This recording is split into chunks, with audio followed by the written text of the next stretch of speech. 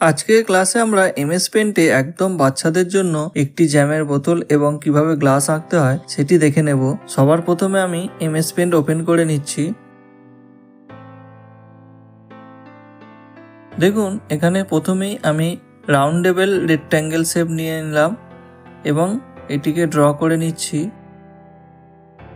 এবং একই শেপ নিয়ে আমি ওপরের পোর্শনেও ড্র করে নিলাম।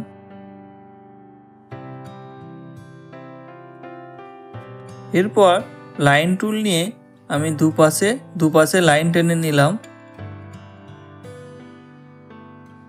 দেখুন হয়ে গেছে। এরপরে আমি রেক্ট্যাঙ্গেল শেপ নিলাম এবং এর পিক্সেলটিকে বাড়িয়ে নিলাম এবং আপনি চাইলে যে কোনো কালার এখান থেকে সিলেক্ট করতে পারেন। আমি এখানে একটি কালার সিলেক্ট করে এটিকে জাস্ট ড্র্যাগ করে নিলাম। দেখুন এর মাঝ বরাবর খুব সুন্দরভাবে ড্র করে নিলাম। এরপর আমি এখানে টেক্সট টুল নিয়ে এখানে লিখে দিলাম জ্যাম।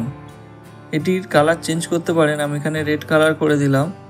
এটিকে সিলেক্ট করে ঠিক এর মাঝ বরাবর এটিকে আমি বসিয়ে দিলাম। এরপর আপনার ইচ্ছা মতো যে কোনো কালার নিতে পারেন। দেখুন এখানে আমি রেড কালার করে দিলাম। উপরের পোর্শনটিতে আমি ইয়েলো কালার বা যে কোনো কালার আপনি চাইলে দিতে পারেন। দেখুন আমার এখানে জ্যামের বয়ান রেডি হয়ে গেছে। এটিকে আমি সিলেক্ট করে একটু সাইডে রাখছি, কারণ ডান দিকে আমি আরেকটি আঁকবো। এবার গ্লাস আঁকার জন্য প্রথমেই আমাকে সার্কুলার শেপ নিয়ে নিলাম এবং এর কালারটিকেও চেঞ্জ করে দিলাম। জাস্ট এখানে সার্কেলটিকে এখানে ড্র করে নিলাম। ওপরের দিকে একটু বড় সার্কেল ড্র করতে হবে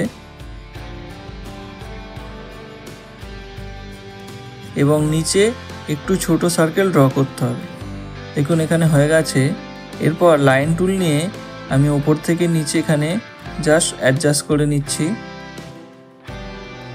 ডান দিকেও একইভাবে আমি এখানে দুটিকে অ্যাডজাস্ট করে নিলাম।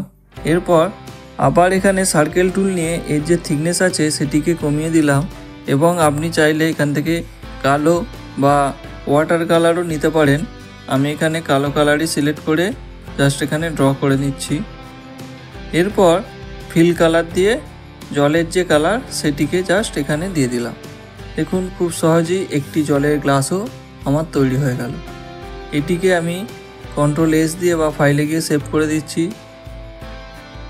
দেখুন আমি এখানে ডেস্কটপে সেভ করছি, একটি নাম দিয়ে দিলাম এবং এটিকে সেভ করে দিলাম। এরপর এটিকে ক্লোজ করে দিচ্ছি। দেখুন আপনার আঁকাটি ডেস্কটপে সেভ হয়ে গেছে। অর্থাৎ আপনারা দেখতে পেলেন খুব অল্প সময়ে কত সহজভাবে আমরা একটি জ্যামের বয়ান এবং জলের গ্লাস এঁকে ফেললাম। আপনারাও এইভাবে আঁকতে পারেন এবং বাচ্চাদেরকেও এইভাবে আঁকার জন্য উৎসাহ দিতে পারেন। আশা করছি আজকের ক্লাসটি আপনাদের ভালো লাগবে। আজকের মতো এটুকুই, দেখা হবে পরের ক্লাসে। ধন্যবাদ।